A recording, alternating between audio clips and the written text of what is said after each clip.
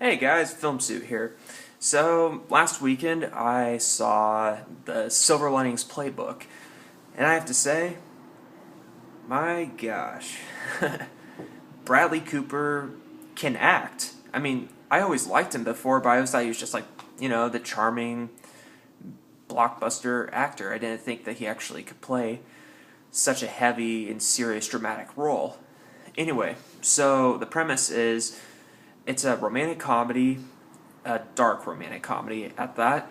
And Bradley Cooper plays a. Who does he play? He plays a bipolar mental patient named Pat.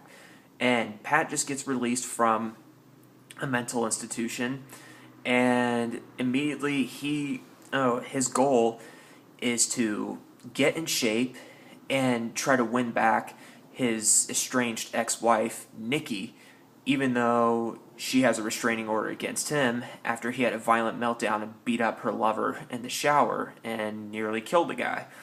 Yeah, that's off to a very dark start, as you can see. And however, everything he does is against his parents' chagrin because his parents, Pat Sr. and Dolores, played by Robert De Niro and Jackie Weaver, they want him to just move on and start a new life. But Pat Sr.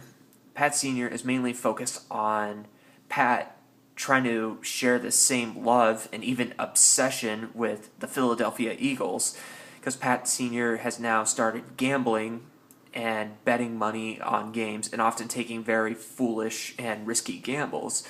And he wants Pat to do the same, even though that's not on the top of Pat's list. And then Pat, one night at a friend's dinner, he meets Tiffany, played by Jennifer Lawrence from The Hunger Games, who's a young widow, and she too is going through a hard time right now because, like I mentioned, she's a widow. She just lost her husband, and they even, they have an awkward and rocky start to their friendship. But as it goes on, they become friends despite having a lot of very tense and heavy arguments with each other that often get the attention of people around them and the cops at one point.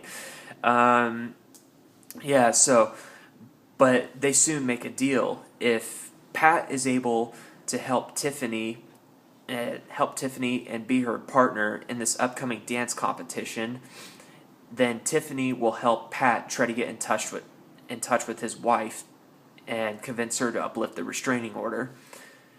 I will say, so this movie's directed by David O. Russell, who directed The Fighter and Three Kings and I Heart Huckabees, where he called Lily Tomlin the C word on the set, and he also picked a fight with George Clooney on the set of Three Kings. So I don't like that guy for his reputation, but I ignore the reputation because this movie is so brilliantly written. It's dark. It's I shouldn't say multi-layered. That's kind of a strong word. It brings an original execution to formula, like, because you already know the formula. Yeah, it is a little predictable what'll happen in the end, or as the movie goes on. But the fact that it's a movie about mental illness and also about compulsion and gambling and dealing with loss, you really ignore the formula and come to accept that this movie is actually a very fresh romantic comedy, and a dark one at that. Like, some of the scenes in the movie are very intense and disturbing. Like, there's one argument, or not really an argument, there's a scene where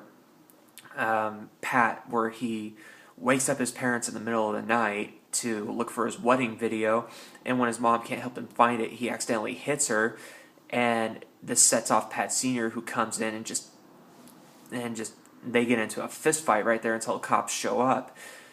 And so yeah, that was one moment in the movie, and then there's another moment in the movie where pretty much all the intense and disturbing moments happen in like the first 40 minutes of the movie, and afterwards it kind of dies down a bit. Yeah, especially when Bradley Cooper starts taking his medication. But yeah, this movie, like the way it's written and executed, it competes with Paul Thomas Anderson's Punch Drunk Love for the best dark romantic comedy I've seen.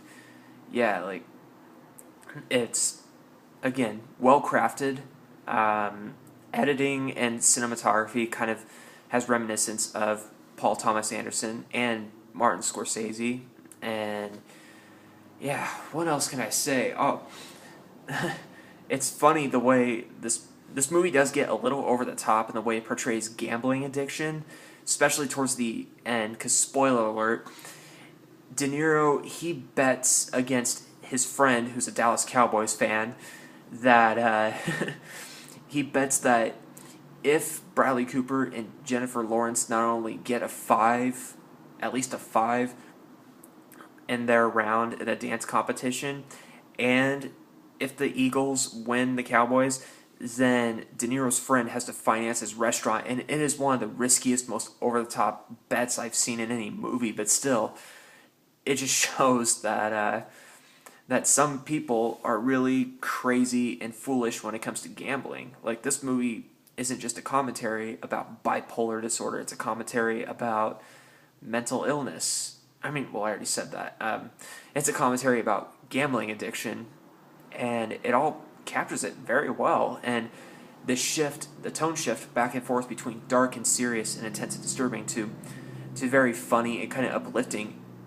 It is very bipolar. This is a bipolar movie, but it's so, like I said, it's very well written. And performances, Bradley Cooper, like I said, I was very impressed. I now respect him much more as an actor than I did before.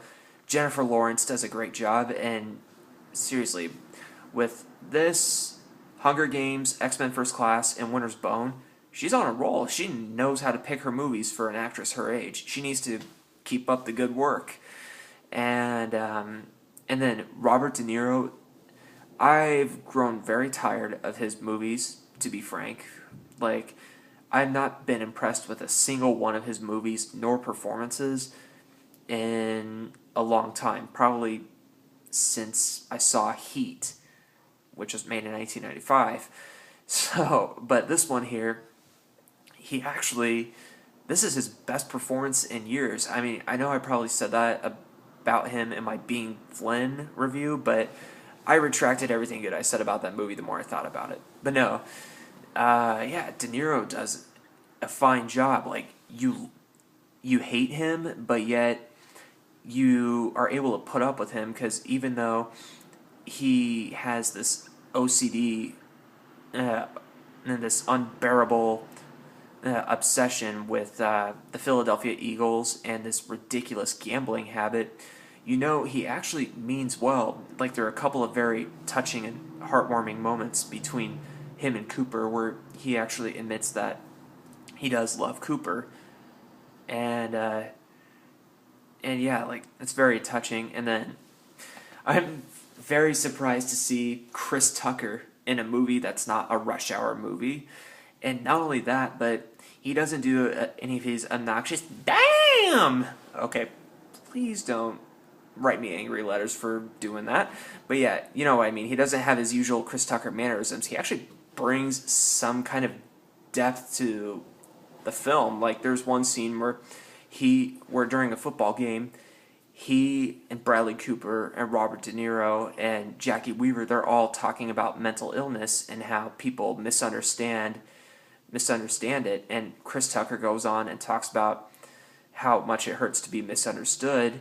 And it's just, yeah, that's another performance where I'm just like, wow, who knew Chris Tucker could do a good job in a dramatic performance? And what else could I say?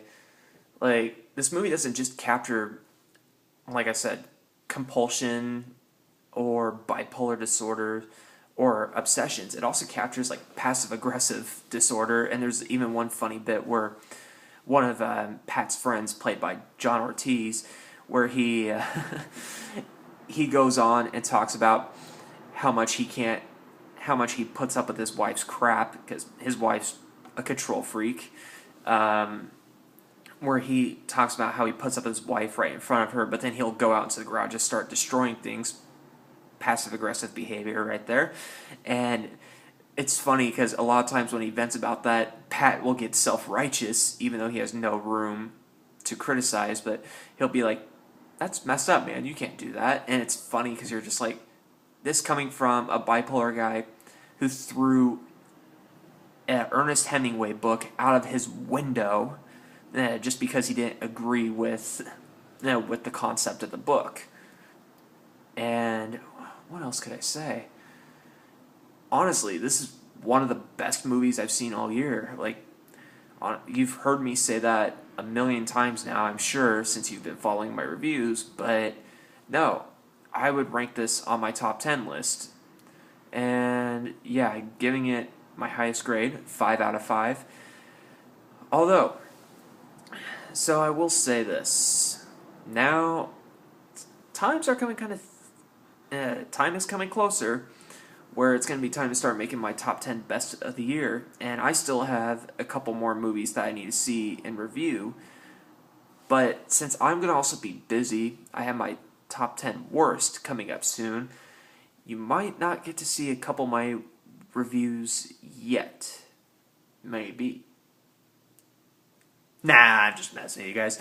So, what I will be reviewing, though, is I'm reviewing The Hobbit, Django Unchained, and I'm going to try to see This Is 40, and I'm also going to try to see Life of Pi. I need to see those 4 films, and then after that, let the top 10 composing begin.